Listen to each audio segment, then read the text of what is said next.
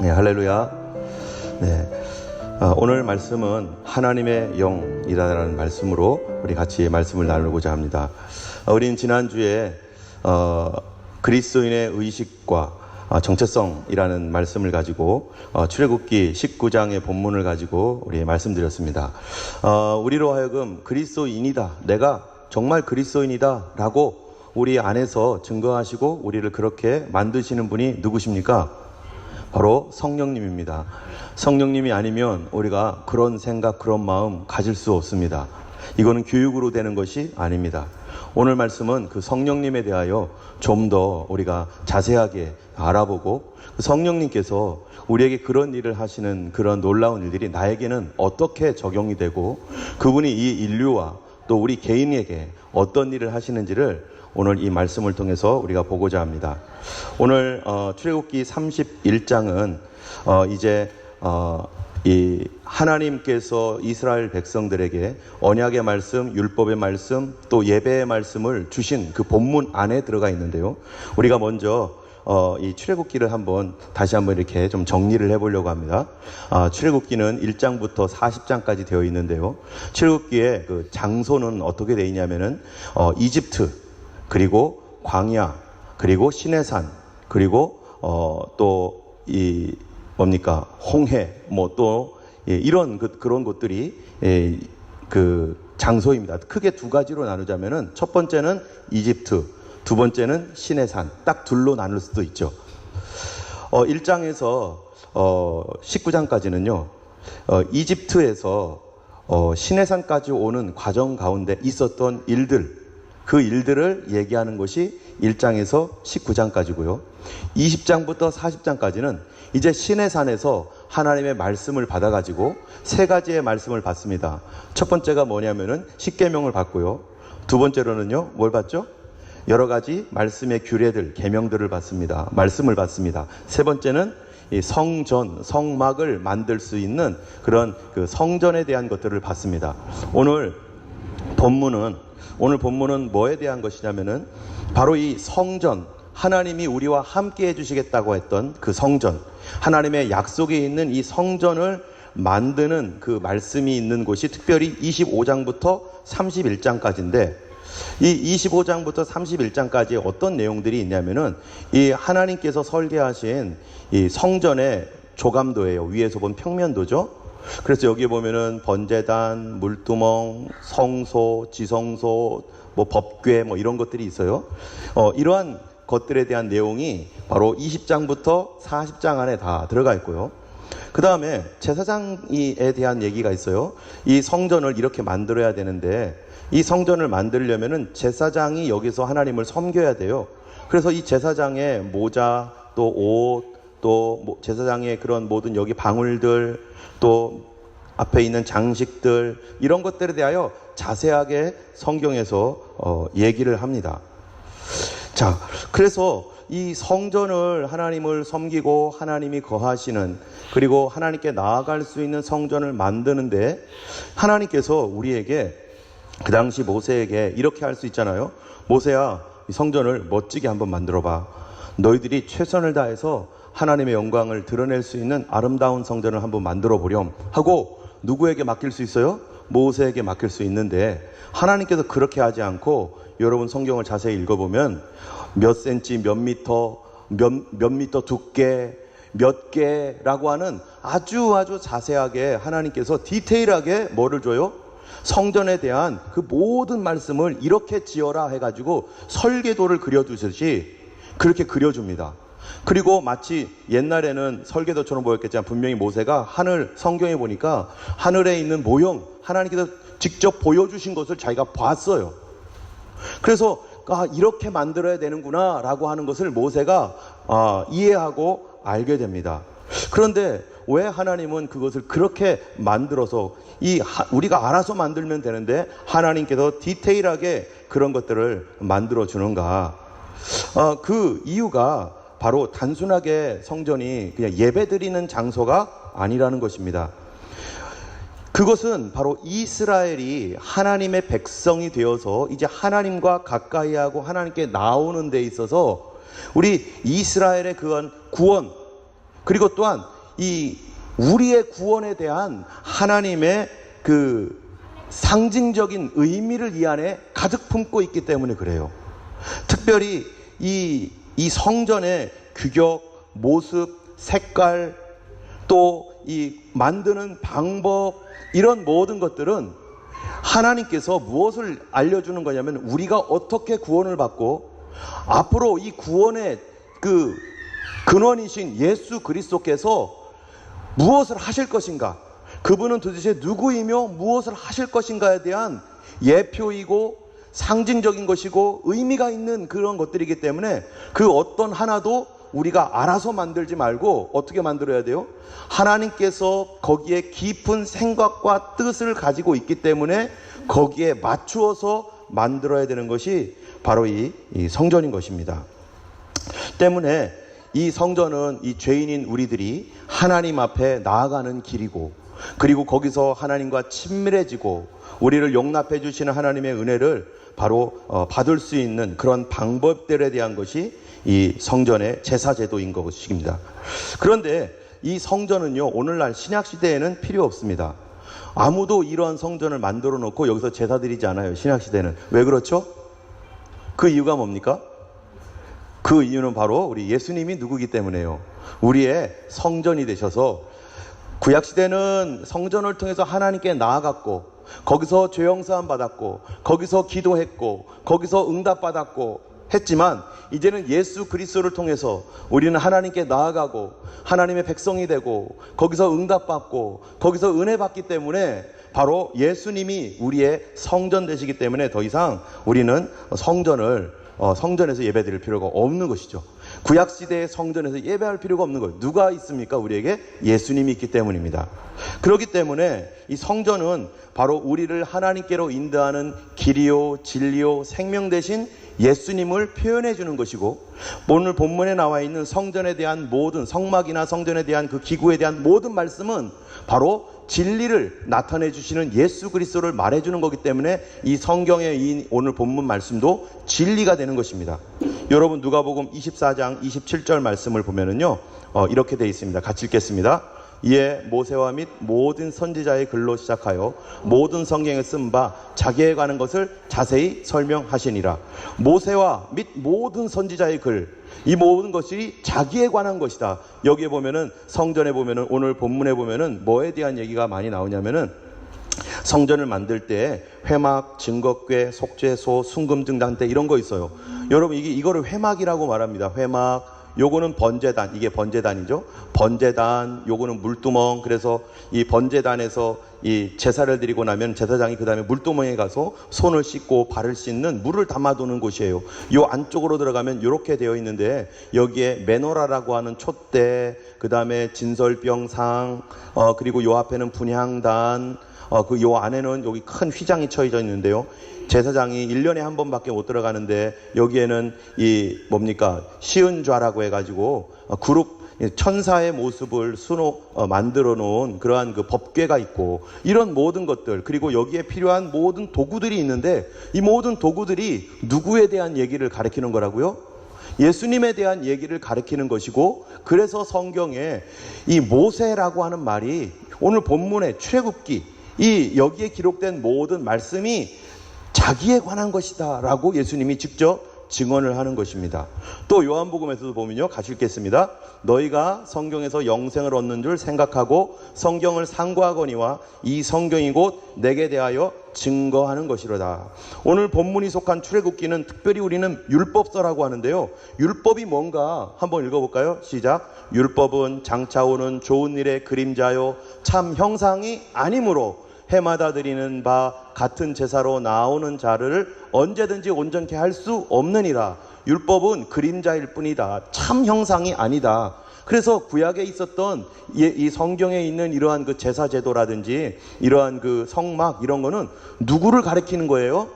예수님의 그림자일 뿐이다. 예수님을 가르쳐주고 있기 때문에, 그렇기 때문에 율법은 예수 그리스도의 그림자다라고 말하고 있는 것입니다. 또 11절 12절 읽겠습니다. 그리스도께서 장래 좋은 일의 대제사장으로 오사 손으로 짓지 아니한 곧 이창조에 속하지 아니한 더 크고 온전한 성막 장막으로 말미암아 염소와 송아지의 피로 아니하고 오직 자기 피로 영원한 속죄를 이루사 단번에 성소에 들어가셨느니라. 예수님께서 정말 그분이 단번에 성소에 들어갔는데 구약에 그냥 사람이 만든 텐트에 들어간 게 아니라 하나님 나라에 있는 그 성소에 그분이 부활하셔서 들어갔을 뿐만 아니라 예수님은 장래 좋은 일에 대제사장으로 오셔서 우리를 위하여 그가 속죄, 영원한 속죄의 피를 이루셨다라고 이렇게 말합니다. 그래서 이 성경에서 이러한 예수님께서 하시는 일이 뭐냐면은 이 요한복음 2장 21절 같이 한번 읽어볼까요? 시작. 그러나 예수는 성전된 자기 육체를 가리켜 말씀하신 것이라. 이게 누구에 대한 것이라고요? 바로 예수 그리스도, 성전된 자기 육체를 가리켜 말씀하신 것이다. 요한복음 6장 44절을 우리 한번 펴보겠습니다. 여러분 한번 성경 펴보세요. 요한복음 6장 44절. 우리가 주님의 성전에 들어갈 때 어떤 사람들이 성전에 들어가는가? 예수님이 성전이시고 하나님께 나아가며 주님의 구원으로 이끌어 가시는 길과 진료 생명이신 예수님인데 그분이 우리에게 뭐라고 말씀하시는지 6장 44절 같이 읽겠습니다. 시작. 나를 보내신 아버지께서 이끌지 아니하면 아무라도 내게 올 수 없으니 오는 그를 내가 마지막 날에 다시 살리리라. 아버지가 이끌지 않으면 성전 되신 예수님께 와요? 못 와요? 못 온다는 거예요. 여러분이 예수님을 믿고 교회에 오는 것은 아버지가 허락했고 아버지가 이끌었기 때문에 이 성전에 와서 주님 만나는 것입니다. 요한복음 15장 16절도 한번 보겠습니다. 여러분 요한복음 15장 16절. 요한복음 15장 16절입니다. 같이 15장 16절 함께 읽겠습니다. 시작. 너희가 나를 택한 것이 아니요 내가 너희를 택하여 세웠나니 이는 너희로 가서 열매를 맺게 하고 또 열매를 항상 있게 하여 내 이름으로 아버지께 무엇을 구하든지 다 받게 하려 함이라. 누가 택했어요? 우리가 하나님 택했어요? 하나님이 우리를 택했어요? 하나님이 우리를 택하여 세웠다는 것입니다. 그래서 하나님께서 우리를 택하여 세웠기 때문에 한번 하나님께서 우리를 불러서 택했으면 하나님께서 괜히 택했네 이럴까요? 아니면 끝까지 책임질까요? 로마서 우리 11장 29절 말씀 한번 읽어보겠습니다. 여러분 성경 뒤로 좀 넘기시면 로마서 11장 29절 같이 읽겠습니다. 로마서 11장 29절 시작. 하나님의 은사와 부르심에는 후회하심이 없느니라. 하나님의 뭐에는 후회가 없어요? 하나님이 우리를 부른 것에는 하나님이 우리를 후회하지 않는다는 거예요. 주님의 후회하심이 없이 우리를 불렀기 때문에 주님께서 우리를 보실 때 우리가 주님의 부름을 받아서 나왔을 때 하나님이 부르셨으면 어떤 분은 나왔다가 아우 힘들어 해가지고 잠깐 쉬었다가 그러다가 다시 나왔다가 그러다가 또 나갔다가 그러는데 그러는 분들도 있는데 그런데 예수님 뭐라고요? 나를 부르신 그 부름에는 뭐가 없어요? 후회함이 없다는 거예요. 주님은 우리를 어떻게 해요? 끝까지 붙드신다는 거예요. 내가 쓰러지고 넘어졌어도 나는 죽을 것 같은데 주님은 어떻게 하신다는 거예요? 잔잔한 눈으로 바라보시면서 우리를 일으키시고 내가 너를 결코 놓지 않는다. 내가 너를 결코 포기하지 않는다. 걱정하지 말아라. 누가 택했기 때문에. 내가 택했으면은 내가 버리면 끝나는 거지만 하나님이 나를 붙들었기 때문에 주님이 우리를 택하신 것입니다. 그래서 성경에서는 이 우리 주님께서 우리를 어떻게 사랑하시는가? 여러분 요한복음 3장 16절 말씀 어떻게 돼 있어요? 하나님이 세상을 이처럼 사랑하사 독생자를 주셨으니 이는 저를 믿는 자마다 멸망치 않고 영생을 얻게 하려 하심이니라. 하나님이 이 우리를 사랑하셔서 성전 대신 성막 대신 독생자 예수 그리스도를 보내주셨습니다. 그래서 성전을 통해서 하나님은 그분의 큰 사랑과 또 우리를 구원하실 계획을 하나씩 하나씩 이루어 가시는 거죠. 때문에 그러한 이 출애굽기에 있는 이런 말씀들은 굉장히 중요한 하나님의 말씀이고 그리고 그 안에는 매우 중요한 표현들이 거기에 많이 담겨져 있습니다. 그런데 이 중요한 의미를 담고 있는 하나님의 성전, 예수 그리스도를 표현해야 되고요. 우리를 어떻게 구원하는지, 우리를 얼마나 사랑하는지를 이 성전을 만들어서 표현을 해야 되는데, 이 표현한 것을 누구에게 시킵니까? 누가 만들어야 되죠? 여러분, 오늘 본문을 한번 다시 보세요. 31장을 보면은 하나님께서 뭐라고 말씀하시는가 다시 한번 읽어보겠습니다. 출애굽기 31장으로 여러분 다시 한번 돌아와 보세요. 누구를 지명하는지 한번 보겠습니다. 1절 2절입니다. 시작. 여호와께서 모세에게 말씀하여 이르시되 내가 유다 지파 훌의 손자요 우리의 아들인 부살레를 지명하여 부르고. 6절도 보겠습니다. 내가 또 단 지파 아히사막의 아들 오홀리압을 세워 그와 함께하며 지혜로운 마음이 있는 모든 자에게 내가 지혜를 주어 그들이 내가 내게 명령한 것을 다 만들게 할지니. 자, 여기에 누구와 누구를 세운다고요? 부살렐과 오홀리압을 그들에게 세우게 합니다. 그래서 하나님께서 그 부살렐과 오홀리압을 세워서 이것을 하나님의 성전을 만들게 해요. 자, 예전에 제가 한국에 있었던 교회에서요, 제가 갔더니 그때 성전을 건축을 했어요. 제가 원래는 한국에서 97년도에 그 교회 교육전사로 약 3년 동안 있다가, 그리고 다른 곳에 갔다가 호주에 왔어요. 그리고 2004년도에 이제 다시 그 교회로 다시 돌아갔는데요. 그래서 그 당시에는 교육전사였다가 돌아갈 때는 누가 됐냐면은 부목사로 갔어요. 부목사로 갔는데, 그때 교육전사로 있었을 때 97년경에 그때 성전을 건축해야 된다. 성도들이 너무 많아져가지고 그 교회당이 성도들을 감당할 수가 없어서 성전을 지어야 돼가지고, 그때 그 이전부터 뭐를 했냐면은 이제 성전을 위한 건축 헌금을 이제 준비를 했습니다. 그리고서 한참 지난 다음에 2004년에 갔더니 이제 성전을 지어야 되는 거예요. 그래서 성전을 짓는 그 공사를 이제 하기로 되어가지고 합니다. 그런데 이게 돈이 엄청난 공사예요. 왜냐하면은 성도들이 한 2,000명 정도 되는 곳이고, 들어가는 그 큰 예배당이 적어도 700~800명은 정도, 최소 700~800명 이상은 한꺼번에 들어갈 수 있는 그러한 곳이 되어야 되기 때문에 재정도 만만치 않고, 그런데 이거를 계획을 하고 설계를 해서 그 다음에 그거를 짓고 그 다음에 이제 마무리까지 하는 그런 과정을 하는 데 있어서 이거를 누구를 시킬까 고민할까요, 안 할까요? 엄청 고민을 합니다. 설계사는 누구를 할까? 마침 그 교회에 설계사 하시는 분이 있어가지고 그 교회에 설계를 맡겼어요. 그래서 이분이 설계를 열심히 합니다. 그 다음에는 공사를 시작해야 되는데, 이 공사는 누구를 맡길까? 정말로 어떤 사람이 되겠어요? 그런 설계와 공사와 마무리까지 다 하는 사람들은 어떤 사람이에요? 바로 내가 하듯이, 우리 교회 하듯이 내 마음처럼 내가 원하는 대로 그렇게 만들어줄 사람, 그러면서 정직하고 투명하게 그렇게 해줄 사람을 찾지 않겠어요? 하나님께서 성전을 만드는데 하나님 마음에 쏙 들게, 그래 내가 원했던 게 바로 요거야, 내가 이렇게 짓기를 원했어. 여러분, 부살렐과 오홀리압 성전 봤습니까, 안 봤습니까? 그들은 본 적도 없어요. 누가 봤어요? 이거를 본 사람은? 모세가 봤죠. 근데 모세가 본 거를 가지고 이제 하나님께서 모세에게 보여줬어요. 그 본 거를 가지고 모세는 글을 썼겠죠. 그래서 이제 출애굽기가 나온 거죠. 글을 쫙 썼어요.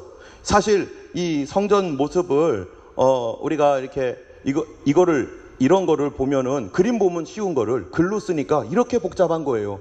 뭐는 몇 개고 어떻게 띠를 두르고, 복잡해가지고 어떻게 돌아가고 대각선 방향에서 어떻게 해야 되고 복잡한데, 그림은 쉬운 거를 이렇게 글로 쓰니까 이렇게 됐는데, 그런데 하나님께서 모세에게 보여준 그것을 부살렐과 오홀리압이 이거를 그대로 만들어야 되는 거예요. 그런데 그대로 만들어야 되는데, 모세가 이거를 만들고 났을 때 하나님께서 나 그거 그대로, 내가 원하는 게 그게 아니야, 왜 이렇게 만들었어, 이게 아니라고. 그러면 모세도 어떻게 하겠어요? 참, 저 사람들 왜 저렇게 만들었을까? 내가 그렇게 본 게 아닌데, 뭐가 잘못됐지? 해가지고 또 이렇게 고치고 또 고치고 하면은 시간 엄청 걸릴 거 아니겠어요? 그게 누구를 가르쳐야 되는 거예요? 하나하나가 예수님 얘기예요. 하나하나가 우리를 구원하는데 어떤 방법으로 구원할지에 대한 자세한 얘기입니다. 때문에 우리가 성경을 이렇게 보면은 출애굽기나 민수기 레위기서 보면은 또 한 얘기 또 나오고 이게 뭐라고 하나 이렇게 하지만 신약 성경을 통해서 레위기, 민수기, 신명기 이런 그 제사 제도를 딱 보면은 와 이렇구나. 신약 성경만 봐서는 그게 무슨 뜻인지 잘 몰랐는데 예수님의 십자가가 도대체 뭔 얘기를 하는지 잘 몰랐는데 구약 성경을 딱 펴니까 예수님의 십자가는 번제요 희생제물로서 소제가 되고 속건제가 되고 속죄제가 되고 또 뭐예요? 화목제가 되는 이런 5가지 제사의 모습이구나. 예수님께서 행하셨던 유월절마다 이런 일을 하고 저런 일을 하고 하면서 행하셨던 그 일이 이게 예수님의 일이 구약 성경에 나와 있는 유월절이고 무교절이고 또 초막절이고 또 뭐예요? 오순절이고 이런 절기가 다 예수님 얘기하는 거구나라는 거를 우리가 알게 되거든요. 더 깊이 알게 되거든요. 그런데 그거를 표현해 줘야 되니까 이거 하나하나 디테일한 것까지도 어떻게 돼야 돼요? 하나님께서 내가 원하는 게 바로 이 모습이야. 바로 요거야. 보지도 않은 부살렐과 오홀리압이 그거를 만들어야 되는 것입니다. 쉽겠어요? 어렵겠어요? 쉽지 않죠. 그런데 하나님께서 그들에게 이거를 만드실 때 자, 어떻게 만들으라고 했어요? 같이 읽어보겠습니다. 시작. 너는 삼가 이 산에서 내게 보인 식양대로 할지니라. 모세에게 보여준 대로 그대로 만들어라. 똑같아요. 그죠? 다는 널판으로 비게 만들되 산에서 내게 보인 대로 그들이 만들지니라. 그들이 누구겠어요? 부살렐과 오홀리압. 모세 너 봤지? 그들이 그렇게 만들어 다는 널판으로 비게 만들고 공간이 어쩌고 이런 것까지 다 하나님께서 얘기하는 거예요. 그래서 히브리서 8장 5절에 이렇게 말합니다. 같이 읽겠습니다. 저희가 섬기는 것은 하늘에 있는 것의 모형과 그림자라. 모세가 장막을 지으려 할 때 지시하심을 얻은 것과 같으니 가라사대 삼가 모든 것을 산에서 내게 보이던 본을 쫓아 지으라 하셨느니라. 본이 어디 있어요? 하나님 나라에 그거를 다 보여줬는데 그 본을 그대로 쫓아서 지어라. 이런 것을 지을 때 여러분 지으는 과정을 잘 보세요. 이거를 전체적으로 누가 계획했죠? 3D 프로그램 돌려가지고 캐드캠 돌려서 아주 그냥 정말처럼 쫙 하나님께서 전후 좌우 위에서 아래에서 다 보여주신 분이 누구예요? 하나님께서 이거를 전체를 다 계획했습니다. 그 다음에 이 본 것을 가지고 이거를 짓는 일의 총 책임자로서 그 일을 전체적으로 진두지휘하며 직접 지은 사람은 누구예요? 모세예요. 그쵸? 모세. 그리고 그 모세가 하나님께서 지명한 사람, 특별히 디테일한 것까지 일일이 짓고, 모세는 전체적인 총감독, 그죠? 하나님 계획하셨고 모세는 그 건축 감독으로서 이렇게 저렇게 내가 봤으니까 어떻게 해야 된다라는 거 다 알고, 그리고 직접 일꾼처럼 가가지고 그거를 하나씩 짓는 사람은 부살렐과 오홀리압이란 말이에요. 하나님께서 이런 것들을 이렇게 지었을 때 어떻게 지으라고 했냐면은 출애굽기 25장 2절입니다. 같이 읽겠습니다. 이스라엘 자손에게 명하여 내게 예물을 가져오라 하고 무릇 즐거운 마음으로 내는 자에게서 내게 드리는 것을 너희는 받을지니라. 즐거운 마음으로 드리며 즐겁게 하나님께 헌신하여 이 일들을 하기를 하나님이 기뻐하시는데, 그런데 그 일을 위해서 부살렐과 오홀리압이 가장 디테일한 그런 부분들, 모세가 그거 다 할 수 있습니까? 모세가 무슨 대단히 그렇게 기술자도 아니고, 근데 부살렐과 오홀리압을 하나님이 선택했다는 것입니다. 그런데요, 그것만으로 부족해요. 왜냐하면은 모세가 아무리 디테일하게 얘기해도 실제적으로 무언가를 그리거나 짓다 보면은 이게 하나님 마음에 쏙 들게 자기가 할 수 있어요? 모세가 본 그대로 할 수 있어요? 우리가 누군가에게 뭔가 설명을 할 때 내가 막 열심히 설명을 해요. 그러면은 상대방이 그거 다 알아듣고 내가 말한 것처럼 그대로 알아듣습니까? 안 그렇죠. 그렇지 않아요. 그래서 하나님께서 한 게 뭔가, 여러분 본문을 다시 한번 보세요. 3절 읽겠습니다. 3절, 31장 3절부터 6절까지 읽을 때 여러분 거기서 한번 발견해 보세요. 하나님께서 그들을 지명해 가지고 도대체 뭐를 하게 했는가. 같이 읽겠습니다. 하나님의 영을 그에게 충만하게 하여 지혜와 총명과 지식과 여러 가지 재주로 정교한 일을 연구하여 금과 은과 노트로 만들게 하며 보석을 깎아 물리며 여러 가지 기술로 나무를 새겨 만들게 하라. 또 내가 단지파 아히사막의 아들 오홀리압을 세워 그와 함께 하게 하며 지혜로운 마음이 있는 모든 자에게 내가 지혜를 주어서 그들이 내가 내게 명령한 것들을 다 만들게 할지니. 자, 하나님께서 부살과 오홀리압이요 굉장한 기술자인데 그들에게 또 어떻게 했어요? 그들에게 하나님의 영을 그들에게 충만하게 했다. 그 영을 충만하게 했는데 그 하나님의 영이 지혜와 총명과 지식과 여러 재주와 정교한 일을 그 하나님의 영으로 연구하고 또 금, 은, 노수로 만들게 하고 보석 깎아 물리고 여러 가지 기술로 나무를 새겨 만들게 하는 일, 그러한 그 디테일한 것, 조각을 하는 그 디테일한 것을 위하여 누구를 보내주셨다고요? 하나님의 영을 그들에게 부어주셨다는 거예요. 또 7절도 보면요, 회막과 증거궤 위에 속죄소, 회막의 모든 기구, 상, 그 기구, 순금등잔대, 그 모든 기구, 분향단, 번제단, 그 모든 기구, 물두멍, 받침, 제사지게 할 정규한 객잔, 의복, 제사장 아론의 그 옷들, 그 아들들의 옷들, 관유, 성소의 향기로운 향, 이거 그 명령대로 하기 위해서 누구를 보내주셨어요? 하나님께서 얘기해 주신 대로, 보여주신 대로 그대로 하도록 할 수 있도록 누구를 보내주셨어요? 하나님의 영을 그들에게 보내주셨습니다. 하나님께서요, 이 모든 부분들을 그 의미를 가지고 우리에게 주시다 보니까 이 사람들이 그들이 알고 있는 상식과 그들의 그 어떠한 이 기술적인 것으로는 그 하나님의 의도에 대한 정확한 파악을 스스로 할 수 없기 때문에 하나님의 영이 그들에게 오셔서 그들에게 지혜와 명철을 주고 어떤 것이 하나님의 뜻인지를 깨닫는 마음들을 계속 부어주셨다는 말씀이 오늘 말씀입니다. 이거를 통해서 저는 이렇게 좀 저를 좀 생각해 봤어요. 제가 여러분 그 매주마다 설교를 하는데 월요일부터 금요일까지 새벽기도 있고요.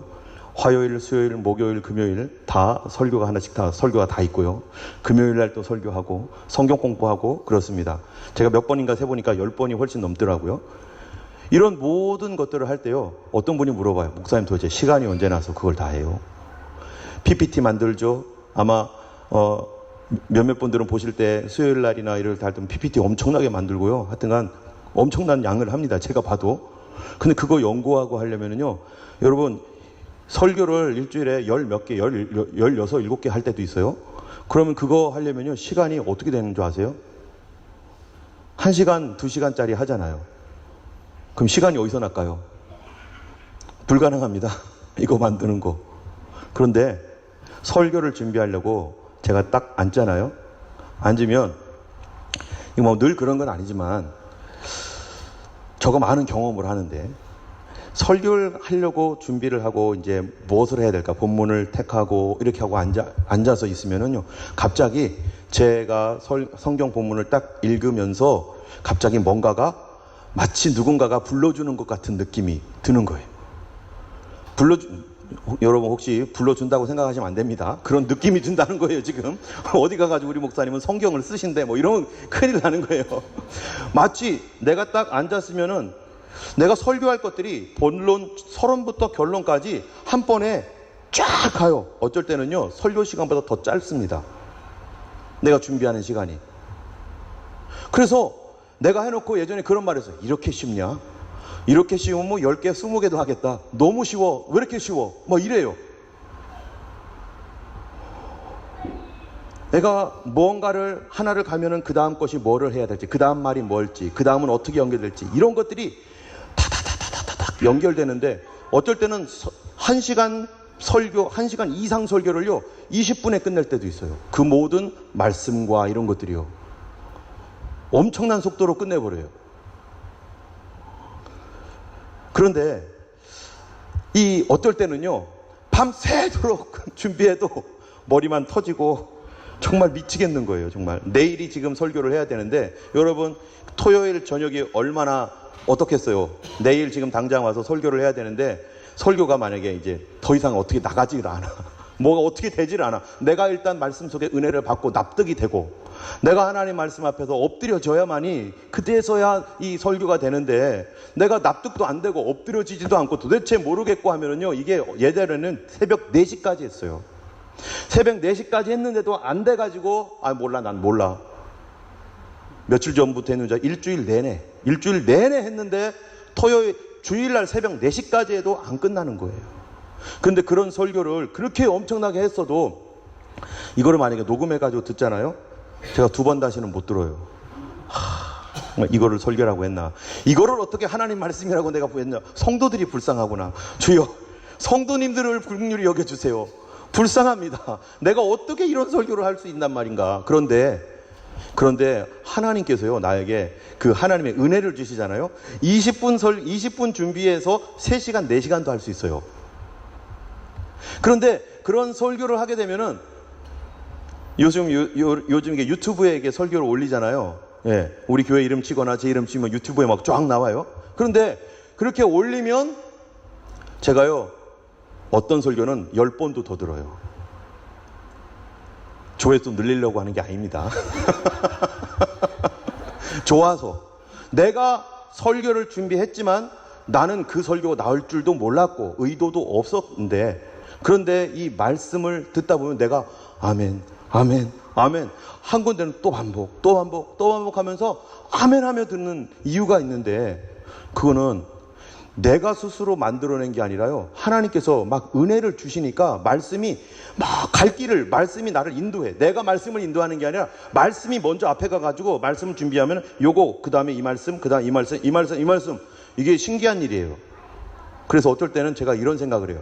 야, 성경을 기록했던 마태, 마가, 누가, 요한, 사도 바울 이런 사람들이 아마 저와 같지는 않겠지만 저보다 훨씬 더 하나님께서 그들에게 주셨던 그 영적 감동이라는 것, 그들의 인생을 통하여 자기가 경험했던 그 경험과 학문과 알고 있는 지식들, 그 이런 모든 것들과 그 성령의 그 역사가 함께 어우러져서 이런 모든 것들을 그 예수님이 하셨던 말씀들이 다 생각나게 하면서 쫙 가도록 아마 분명히 그랬던 것 같다. 이거는 제 말이에요. 그랬는지 안 그랬는지는 몰라요. 그래서 우리가 소위 성경을 가르칠 때 성경이 어떻게 쓰여졌느냐라고 하는 말을 할 때요, 우리가 유기적 영감설이라고 합니다. 또는 축자적 영감설을 주장하는 분도 있어요. 말 한마디 한마디까지 다 하나님께서 다 가르쳐줬다. 어떤 분들은 거기까지는 아니지만 하여튼 하나님께서 그렇게 우리의 이 모든 것들을 통해서 그렇게 하도록 했다. 그런데 저는 어쨌든 그런 것들을 간접적으로나마 경험을 합니다. 그런데 이 브살렐과 오홀리압에게 하나님께서 그렇게 하신 그런 것들이, 그 성령으로 하나님의 마음에 쏙 들게 하셨던 것들이요, 설교에는 어떻게 역사가 되느냐면은, 나는 의도하지도 않았고 나는 뭔지도 모르는데 하나님은 여기에 와서 하나님 말씀 들을 사람을 보라고, 그 사람 들으라고 하나님께서요, 그 세심한 부분을 배려를 해주는 거예요. 저는 누가 뭔지도 몰라요. 그런데 하나님께서 나에게, 여러분 각자에게 들어야 할 어떤 한마디 메시지들을 그 안에 하나님께서 우리에게 감동으로 주십니다. 근데 그 감동으로 주시는 그 메시지가 어떤 메시지냐가 중요해요. 여러분, 제가 여기 설교단에서 말한다고 여러분이 다 그거를 다 받아들일까요? 그렇지 않을 거예요. 그것이 제가 여러분들에게 설교를 할 때 어떤 부분은 나에게 주시는 메시지는 아닌데 어떤 거는 그게 바로 나에게 주신 메시지야 라고 하는 게 있어요. 요거를 분별해야 됩니다. 설교를 듣고서 어떤 사람은 굉장히 오해하는 사람들이 있어요. 설교 말씀에 이런 말이 있었으니까 이거는 나에 하는 모든 게 나에 대한 말이니까, 물론 합리적으로 이성적으로는요 그렇죠. 그러나 레마로서 특별히 나 개인에게 적용해야 할 말씀은 우리가 세심하고 주의해서 들어야 될 부분이 있어요. 그게 어떤 것인지 우리가 이 말씀 통해서 우리가 보려고 합니다. 자, 여기에 보면은 특별한 단어가 우리 그 출애굽기 25장부터 31장까지의 이 성경을 쭉 보다 보면은 특별한 말들이 요 안에 막 나와요. 그 말이 뭐냐? 여러분 26장 1절 한번 보세요. 26장 1절. 특별한 말 26장 1절입니다. 성령께서 오홀리압과 브살렐에게 성령을 주셔서 지혜를 있게 하시고 총명을 있게 하셔서 그들을 지혜와 총명이 그들을 어떤 식으로 이끌어가는지 같이 한번 1절만 읽겠습니다. 시작. 너는 성막을 만들되 가늘게 꼰 배실과 청색, 자색, 홍색 실로 그들을 정교하게 수놓은 열폭의 휘장을 만들지니. 여기 보니까 하나님께서 그들에게 하나님의 영을 부어주셔서 어떻게 만들으라고 한 거예요? 여기 보면은 정교하게 수놓아라. 어떻게 만든다고요? 정교하다. 여러분, 정교한 게 뭡니까? 정교한 거. 이게 기술이 굉장히 높은 거예요. 영어 성경에 찾아봤더니 뭐라고 되냐면은 artistically, 예술적으로 만들으라는 거예요. 예술적으로. 그냥 막 만들지 말고 대충 하지 말고 예술적으로 만들어라. 성령께서요, 그들에게 지혜와 총명을 주시는데 성령이 임하시면 그들로 하여금 이거를 어떻게 만들게 만든다고요? 예술적으로 만들게 하는, 정교하게 만들어요. 그 정교하게 만들라는 말씀들이 36절, 28장, 15절, 39절 다 그렇게 돼 있어요. 또 여러분 28장 한번 보세요. 28장에는 또 다른 단어가 나오는데 28장 2절, 3절, 40절에 나오는 단어입니다. 28장 2절 읽어보겠습니다. 시작. 내 형 아론을 위하여 거룩한 옷을 지어 영화롭고 아름답게 할지니. 누가 거룩하고 아름다운 옷을 짓는 거예요? 바로 브살렐과 오홀리압이거든요. 그런데 그들에게 지혜와 계시를 주셔서 그들이 어떻게 하게 하느냐면은 거룩한 옷을 지어서 어떻게 해요? 영화롭고 아름답게, 사람들이 딱 입으면 영광스럽게 보이고 아름답게 보이도록 짓는다는 거예요. 누가요? 성령께서 그들에게 지혜와 계시와 명철을 주셔서 그들의 기술을 정교하게 짓고, 그리고 아름답게 짓고 영화롭게 짓게 하시는 분이 누구래요?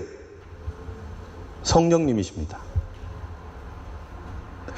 또 오늘 본문 끝에 보면은요, 향기를 만드는데 어떻게 향기를 만드느냐? 어떻게 향기를 만들어요? 관유 11절, 31장 11절에 관유와 성소의 향기로운 향이라. 어떻게, 향품도 어떻게 만들어요? 향기롭게. 여러분, 성령의 역사가 어떻게 됩니까? 성령의 몇 가지 역사가 여기 나와요. 성령은 아티스티컬리, 예술적으로 굉장히 높은 수준의 일을 하게 하시고, 성령은 그들을 영광스럽고 아름답게 만드시고 향기롭게 하시는 분이라는 거예요. 그러면은 성령께서 어떤 일 사람에게 임하셔서 직분자들에게 임할 때 그들이 살아가는 삶이 어떻게 만드시는 분이 성령님이신가? 예술적으로 살도록 만든다는 거예요. 그 사람을 정교하게 살고, 그 사람을 아름답게 살고, 영광스럽게 살고 향기로운 삶을 살도록 이끌어 가시는 분이 누구세요? 성령이시죠. 성령님의 궁극적인 우리의 인도하심은 우리의 삶을 뭉개지고 더러운 냄새나고 못되게 하시는 게 아니라 우리로 하여금 예술적이며 아름답고 정교하게 그것이 우리 삶에 이루어지도록 우리의 성품과 영성과 마음을 그렇게 가도록 우리를 누구 안에서? 우리 안에서, 우리 곁에서 우리와 함께 성령께서 우리를 그렇게 이끌어 가시기 때문에 정말로 성령의 인도하심과 지혜와 감동을 따라가게 되면은 여러분, 내 인생이 어떻게 되겠어요? 우리 가정이 어떻게 되겠어요? 내 이웃과의 관계가 어떻게 되겠어요? 그런데 성경에 보니까 성령을 근심시킨대요. 성령을 소멸한대요, 우리가. 성령님은요, 우리 안에서 우리를 발전시키시는 분입니다. 우리의 삶을 정교하게, 지금은 뭉뚱하지만 우리의 삶을 아름답게 발전시켜 나가는 분. 내 인생을 여러분 생각해 보세요. 우리의 인생이 과연 예수 믿고 나서 정말 아티스티컬리 하는가? 예술적으로 내가 정말로 그렇게 정말 고결하고 순수하고 정교하게 살아가고 있는지, 아름다운가? 정말 향기가 나는가? 그러지 못하다면 우리가 착각하고 있는 거예요. 그러니까 성령님의 그러한 인도함을 내가 무시하거나 모르거나 둘 중에 하나입니다. 성령님이요, 누구이신가? 여러분, 세상을 창조할 때에 대하여 성령님에 대해서 여러분 뭐라고 하셨을까? 여러분 세상을 창조하신 분이 누굽니까? 태초에 하나님이 천지를 창조하셨느니라. 하나님이 천지를 창조했어요. 그럼 하나님은 어떤 하나님이죠? 성경의 하나님은 삼위일체 하나님이에요. 우리가 삼위일체가 뭔지 이해를 할 수가 없어요.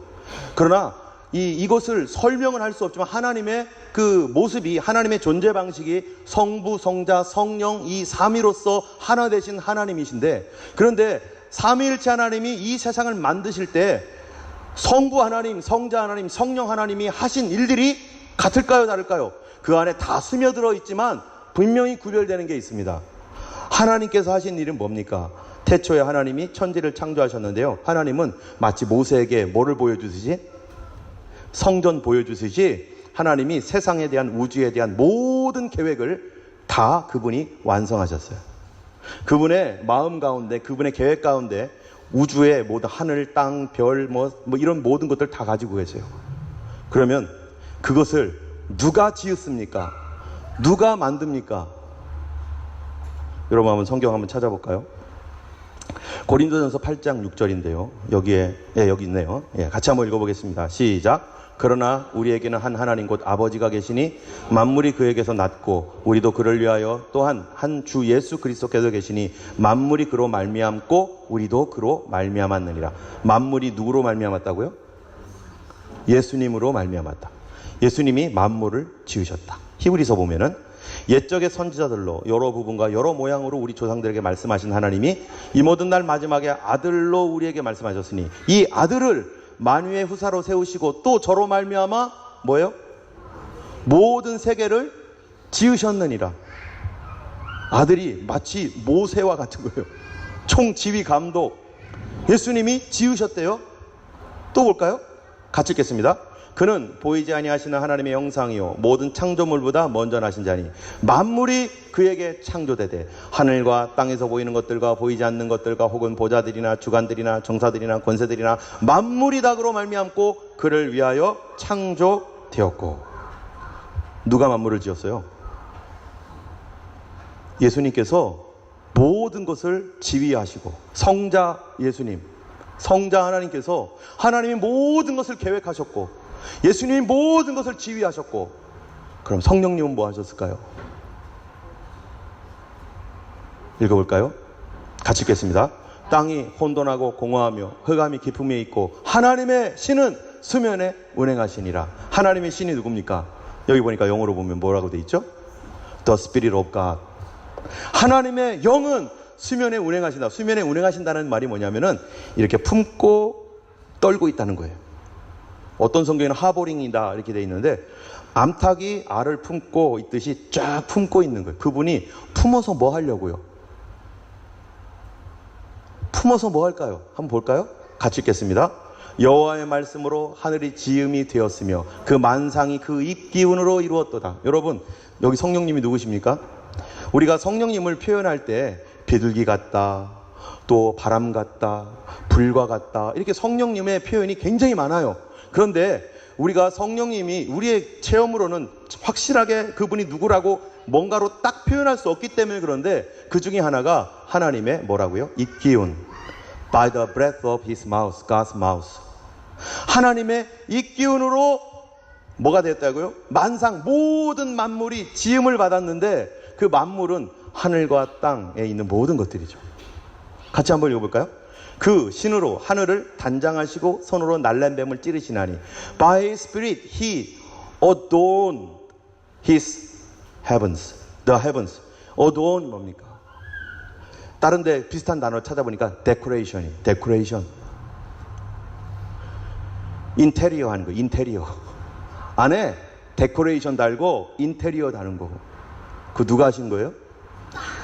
성령께서 그 신으로 하늘을 단장하셨다라는 말이 쉬프라, 히브리어로 쉬프라인데 이게 아름답게 하셨다는 거예요.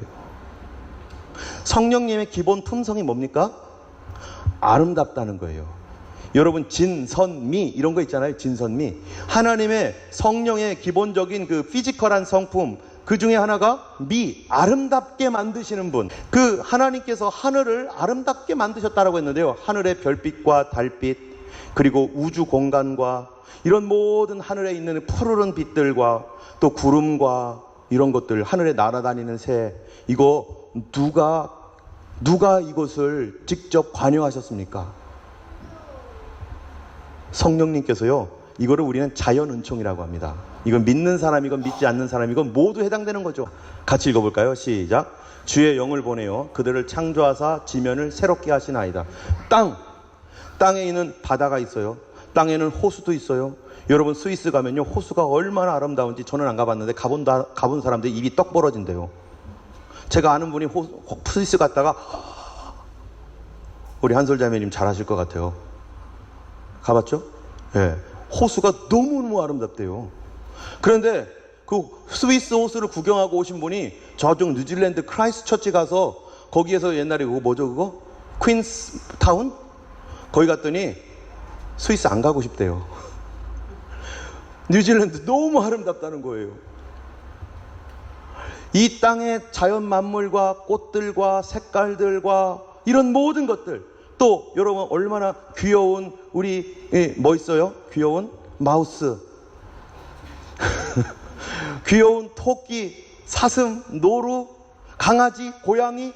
여러분 일반 은총으로서 창조자로서의 하나님의 성령은 그 모든 것들의 디테일에서 어떤 것들을 하셨는가?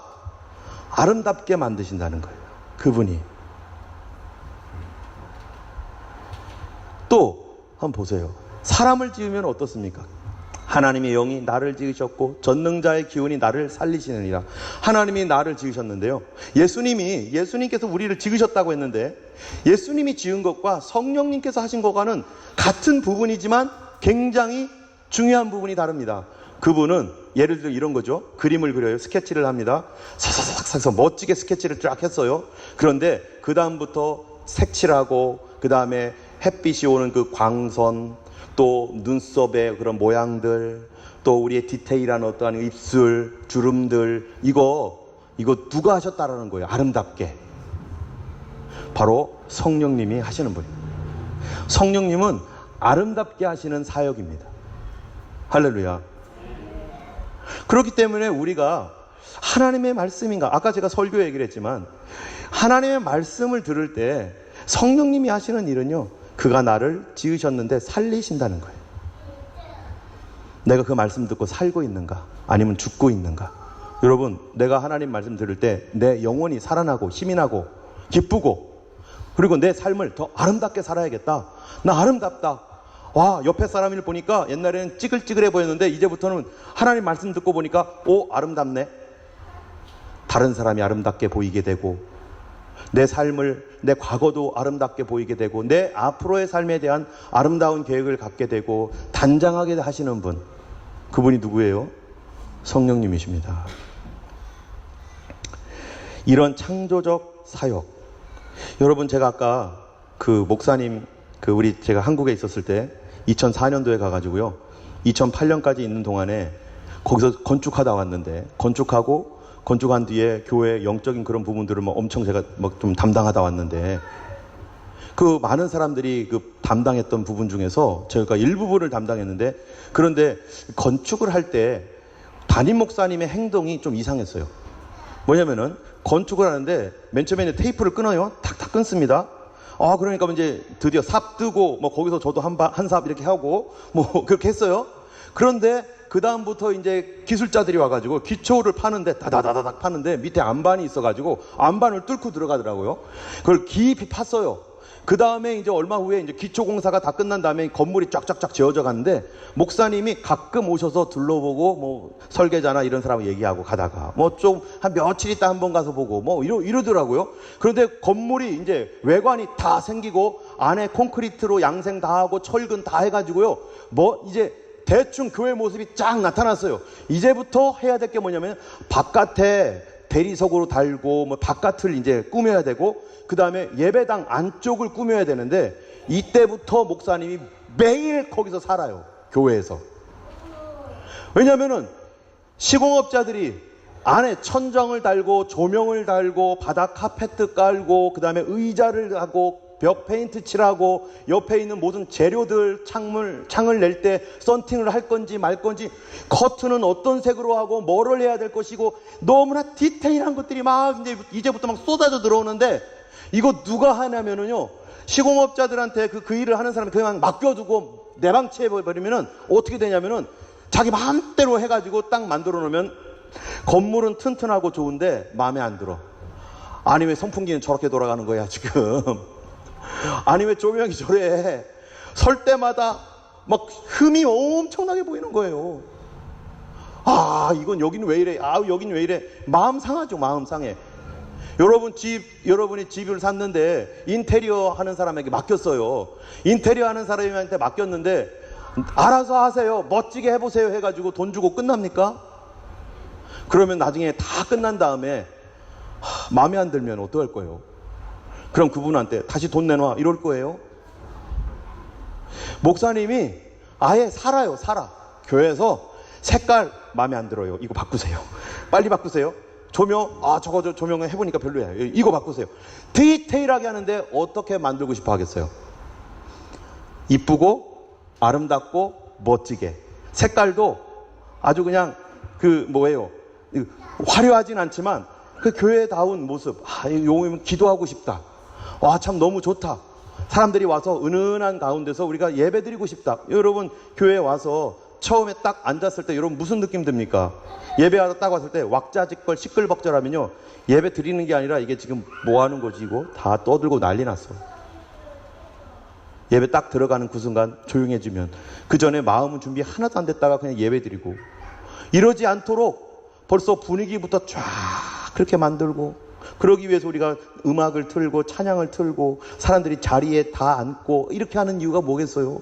성령은요, 예배를 드려도 어떻게 드리기를 원하시겠어요?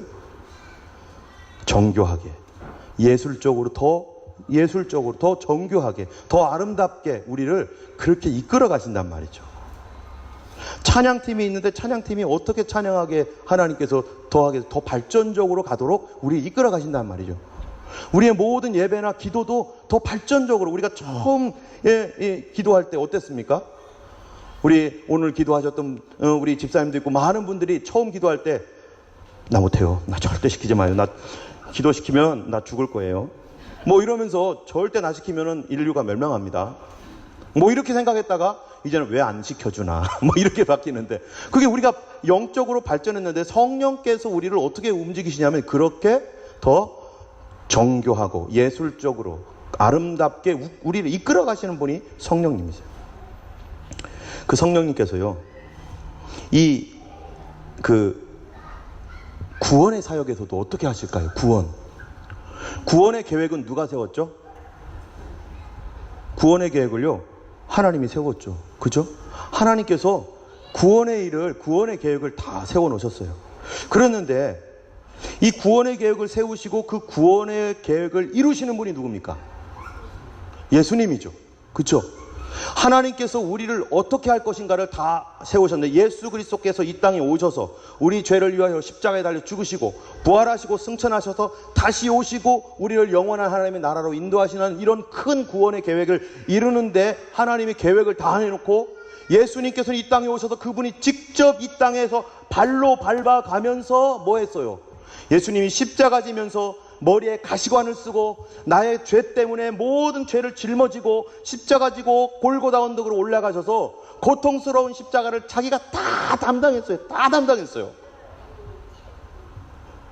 그런데 거기에 성령님의 역사도 있습니다. 물론 이거는 너무 얘기하면 너무 길어지니까, 성령님이 거기 다 관여하셨지만 그 디테일한 것까지 말씀대로 되도록 예수님을 다 이끌어 가셨고, 그리고 부활하고 승천까지 했는데요, 그 다음에 이 구원을, 그 다음에 성령님은 어떻게 하실까요? 이제 퀴즈입니다. 옆에 분한테 얘기해 주세요. 성령님은 도대체 구원을 어떻게 하실까? 그것을 나와 관련해서, 우리와 관련해서 성령님은 그 구원을 어떻게 하실까? 여러분, 피 흘림과 피 뿌림이 같습니까? 다릅니까? 성경에 피 흘림이라는 말도 나오고 피 뿌림이라는 말도 나와요. 예수님께서 우리를 위해 피를 흘리셨습니다. 누구처럼요? 우리 지난주에 봤던 어린 양처럼. 어린 양이 이스라엘 백성들을 애굽에서 탈출시키기 위해서 하나님의 방법으로 어린 양을 택하고 그 어린 양이 죽어서 피가 철철철 쏟아집니다.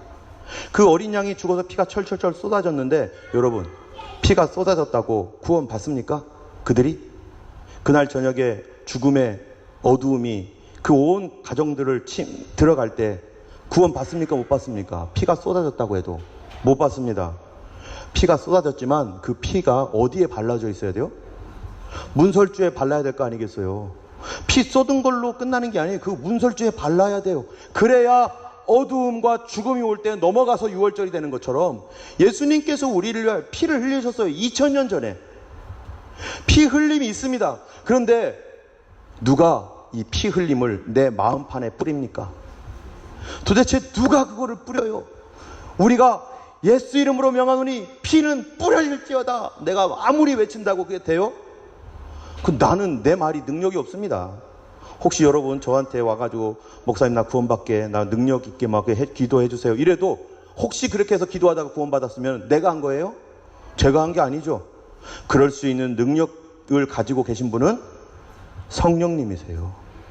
성령님이 예수님의 뿌려진 흘리신 그 피를 그분이 직접 가지고 내 영혼에 그거를 피 뿌리시는 분, 그분이 성령님인 거예요. 여러분, 예수님은 성령님 아니면 믿을 수 없어요. 성령으로 거듭나지 않으면 우리는 예수 그리스도를 나의 구주로 고백할 수 없습니다. 그 성령님께서 우리를 피 뿌리셔서 우리의 삶을요, 성령의 9가지 열매 맺게 하시는 것. 사랑, 희락, 화평, 온유, 자비, 양선, 충성, 절제요. 그분이 우리 안에 오셔서 하는 일이 바로 우리의 부서지고 깨지고 무너지고 인테리어 안 돼가지고 거미줄 잔뜩 쳐 있고 더럽고 추한 그런 우리를 성령님께서 청소하러 오셔가지고 다 닦아주시고 그 성령님께서 우리 안에서 행하시는 놀라운 일들이 있단 말이에요. 우리 성령님 떠나서는 살 수가 없습니다. 같이 한번 읽어볼까요? 그러나 진리의 성령이 오시면 그가 너희를 모든 진리 가운데로 인도하시리니 그가 스스로 말하지 않고 오직 들은 것을 말하며 장래일을 너희에게 알리시리라. 내가 아버지께 구하겠으니 그가 또 다른 보혜사를 너희에게 주사 영원토록 너희와 함께 있게 하시리니 보혜사 곧 아버지께서 내 이름으로 보내실 성령 그가 너희에게 모든 것을 가르치고 내가 너희에게 말한 모든 것을 생각나게 하시리라. 성령이 친히 우리 영으로 더불어 우리가 하나님의 자녀인 것을 증언하시나니 소망이 부끄럽게 아니함은 우리에게 주신 성령으로 말미암아 하나님의 사랑이 우리 마음에 부음받음이니. 여러분, 소망이 생기는 거 누가 주시는 거예요? 사랑이 생기는 거 누가 주시는 거예요?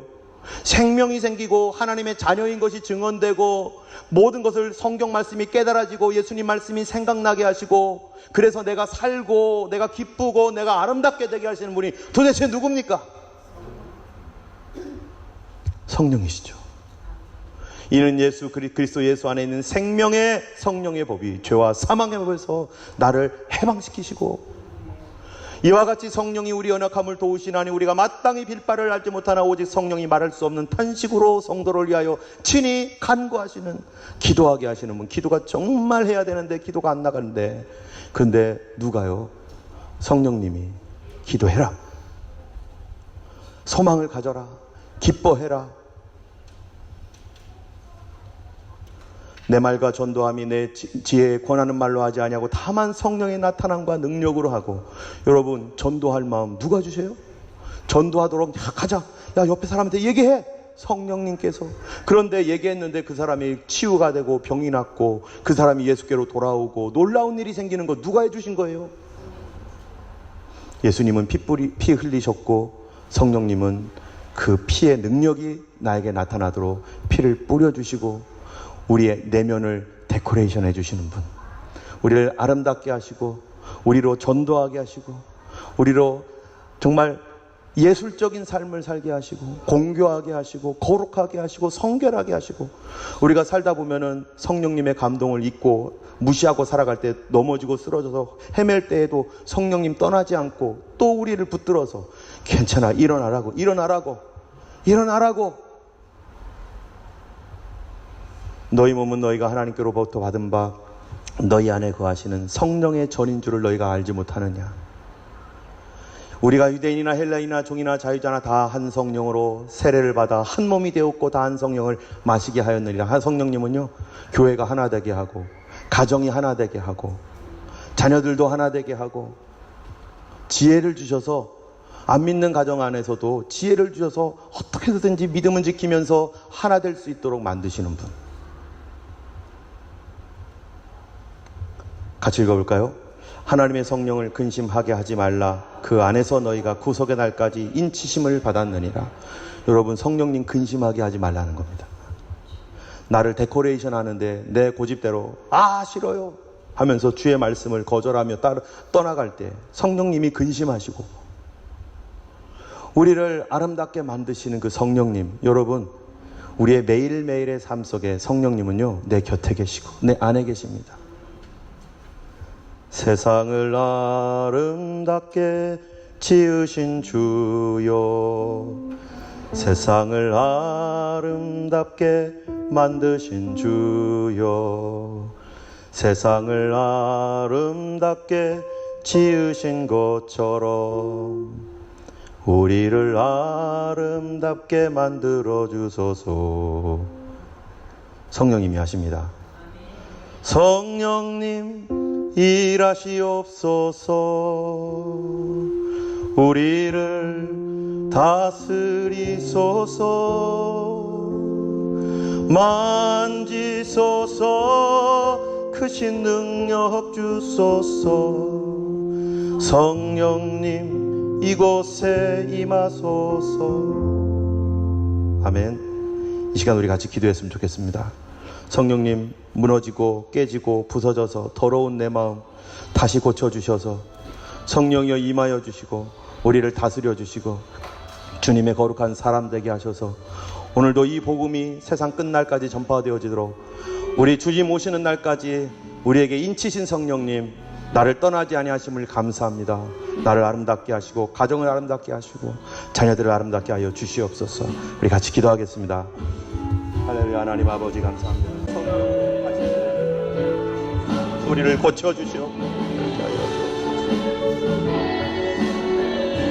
자비하신 하나님 아버지, 참으로 예수의 보혈로 말미암아 보혜사 되신 성령님께서 내 인생에 오셔서 깨지고 부서지고 더럽고 추하게 된 나를 다시 하나님 고쳐주시사 아름답게 만드시사 하나님 사람답게 하시고, 또한 무너져 있는 많은 영혼들에게 또한 그들에게 가서 복음을 전하게 하심을 감사합니다. 오늘 이 말씀대로 하나님, 이제 우리 삶에 거룩하고 아름답게 공교하게 수놓은 하나님 주의 성전과 같이 우리도 성전이라 하였사오니 하나님, 우리의 내면 가운데 거룩한 주의 모습이 하나님 드러나게 하여 주시옵고, 우리 가정과 우리의 삶이 예수 안에서 아름답게 하시옵고, 이 땅 가운데 하나님의 성령의 역사가 계속해서 역사하셔서 우리 교회를 아름답게 하시고, 아버지 하나님의 우리 모든 삶에 하나님 주의 거룩함과 영광이 드러나게 하여 주옵소서. 아직도 예수를 모르고 살아가는 수많은 영혼들, 성령 받지 못하고 하나님 성령 없이 살아가는 또한 성도들이 있습니다. 주여 긍휼히 여겨주셔서 그곳에 임하여 주시고 그들의 모든 죄와 허물을 예수의 피로 씻어주시며 다시 살게 하여 주옵소서. 이제는 우리 주 예수 그리스도의 놀라우신 은혜와 하나님 아버지의 크신 사랑과 성령님의 감화 감동 위로 인도 교통하심이 주님의 아름답게 하시는 그 은혜를 간구하는 모든 성도들에게마다 이제로부터 영원토록 함께 하시기를 간절히 축원하옵나이다.